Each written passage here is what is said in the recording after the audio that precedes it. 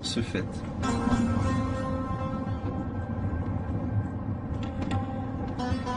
Ce procédé est encore utilisé aujourd'hui en Iran, dans la province désertique de Yazd, à 2400 km à l'est du site égyptien.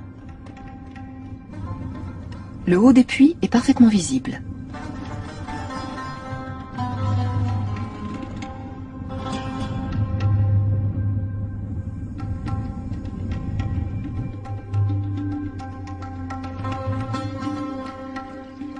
Les sources souterraines s'écoulent le long de ces ganas.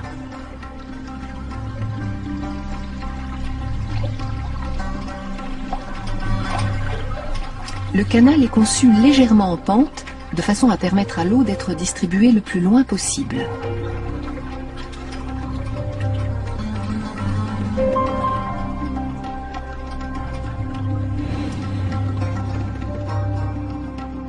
Système hydraulique géant, les séries de puits relient les canaux souterrains depuis les montagnes jusqu'aux fermes établies dans la plaine. Après avoir parcouru 50 km sous terre, l'eau est demeurée fraîche, malgré la température de la région qui dépasse souvent les 45 degrés. Ce système assure un approvisionnement d'eau protégé de l'évaporation.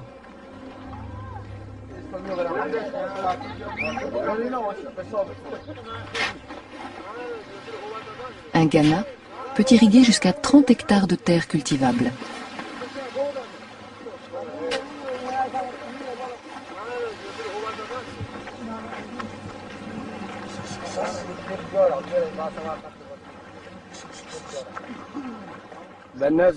L'eau du Ghana est plus précieuse que l'or.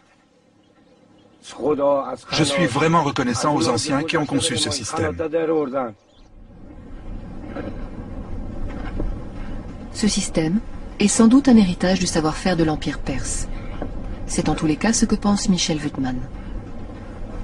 Le temple de Aïn-Manawar a été découvert presque par hasard en 1993 par des balayages de surface sous des tas de céramique d'époque romaine. La fouille de ce temple a livré du mobilier, parmi ce mobilier des ostracas, qui se sont révélés être des contrats qui portaient des dates, et voilà qui nous transportaient à l'époque de la première domination perse en Égypte, depuis le règne de Darius jusqu'à la fin de cette domination, voire même un peu au-delà. Il faut imaginer tout le bas de la colline, toute cette zone, il faut l'imaginer verte, verte de jardins, verte de champs, verte d'arbres, de palmiers, de sycomores, de perséas, tout type d'arbres mentionnés dans les textes qui nous sont parvenus.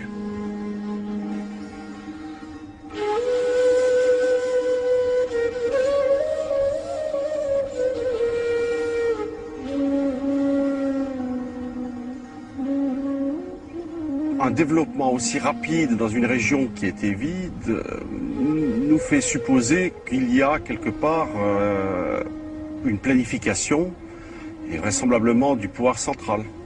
Parmi les hypothèses que l'on peut retenir, c'est une mise en valeur pour, on pourrait dire, collecter des impôts, collecter des revenus, faire de ces oasis une région exportatrice vers le reste de l'Égypte ou de l'Empire, on n'en sait rien.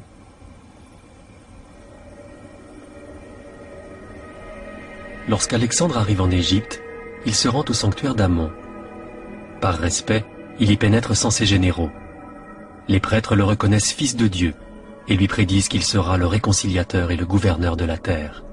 Désormais, il est pharaon. C'est du reste ainsi qu'il est représenté dans ce temple de Luxor, ville sacrée de l'Égypte antique.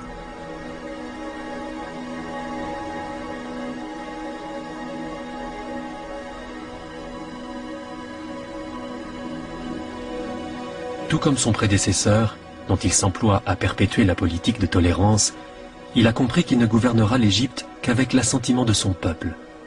Sa conception de la royauté s'est transformée.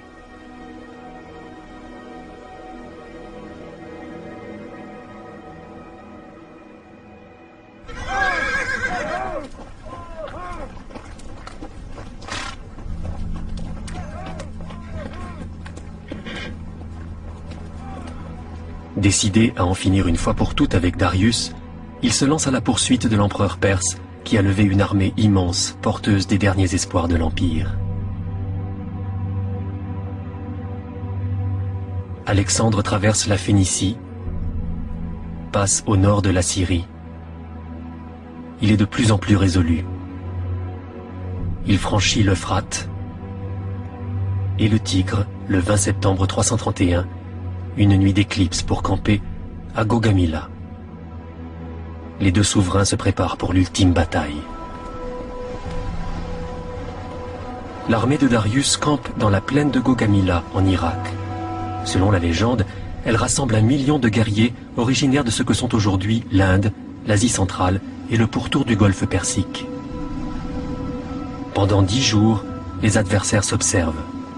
Au matin du 1er octobre, la bataille s'engage.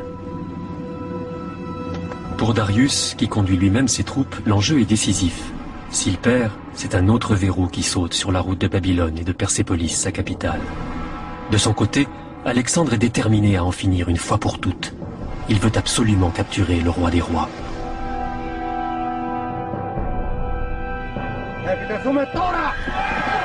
À son commandement, l'avant-garde grecque attaque la cavalerie scythe. Elle réussit à neutraliser rapidement les chars à faux ennemis.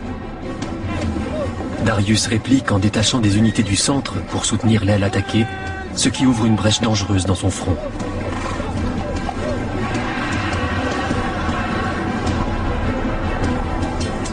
Simultanément, l'aile droite de sa cavalerie attaque le flanc des Macédoniens pour tenter de la déborder. Alexandre s'engouffre dans la brèche, le front perse se disloque.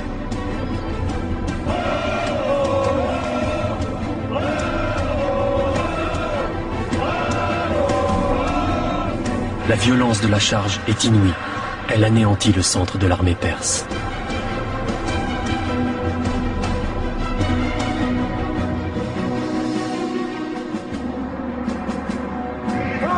Aucune résistance ne semble désormais en mesure d'endiguer la furia des troupes d'Alexandre.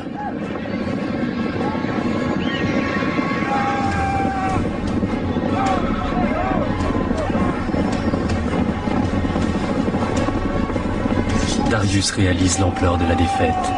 Se sentant menacé, il se replie. Sa garde rapprochée se regroupe pour protéger sa retraite.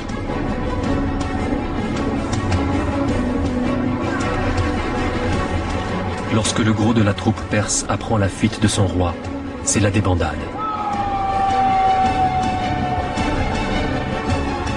L'empire perse tout entier est à la portée du roi de Macédoine. Un monde va finir. Un autre va-t-il naître ?